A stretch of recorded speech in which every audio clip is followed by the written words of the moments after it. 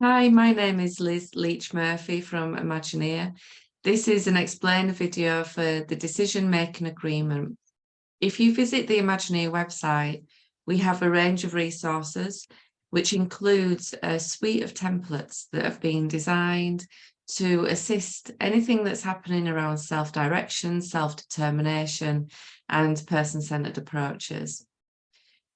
As an organisation that helps to facilitate person-centred plans and provide support brokerage, we've often come across situations where people have not been actively, fully involved in decisions being made about their life. Sometimes people have not been aware that other people are making decisions on their behalf. And we also realise that the information about that decision hasn't been shared with a person ahead of the decision making. And the way of communicating with a person in helping to make that decision has not been brought on board. And for us, it is vital that people are in the driving seat of their own lives and that the people around them are actively working with the person to ensure that that is instilled and that the person is absolutely central to any decision making that's happening around them and about them. So what does a decision-making agreement provide? It provides a way of people being able to share the important decisions in their life, how they want to make that decision, how information needs to be shared with them, and how people who are supporting them to make decisions need to be communicating with them. So it's quite a considered approach, and it can help in so many different scenarios.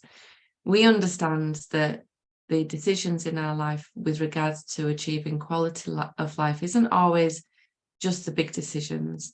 It's the smaller day-to-day decisions, such as what I want to eat, what I want to wear, where I want to go. And the decision-making agreement can be utilised as a way of sharing how the person makes their decision on them smaller elements of the life, as well as the bigger decisions that we face, such as where we live and who we live with and the medical treatment that we may be receiving or need to receive. So it can be utilised for the big decisions as well as the small decisions. A decision-making agreement can be particularly useful for someone who experiences a fluctuating condition. And we may have one decision-making agreement for when the person is in a position where they're full of energy, they've got motivation, enthusiasm, and the capacity to be making their own decisions.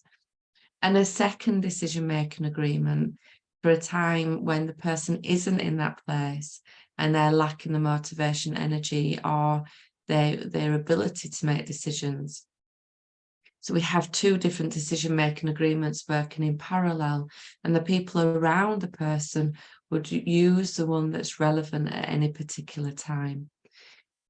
The important thing there is that during the time when the person is not fully involved in making their own decision, they have at a previous time determined who they would like to make the decisions on their behalf during that period of time in their life.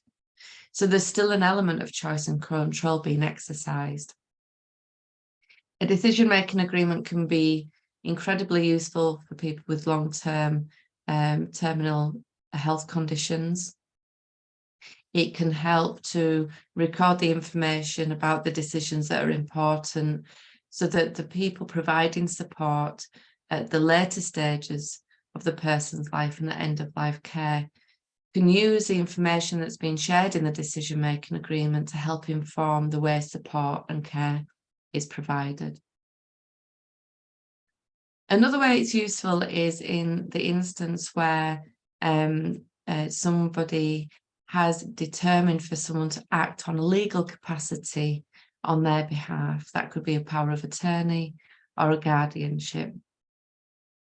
The information shared with the attorney and the guardian that's been recorded in the decision-making agreement can help to inform them about how to best represent the person at a time when they're making a decision on their behalf.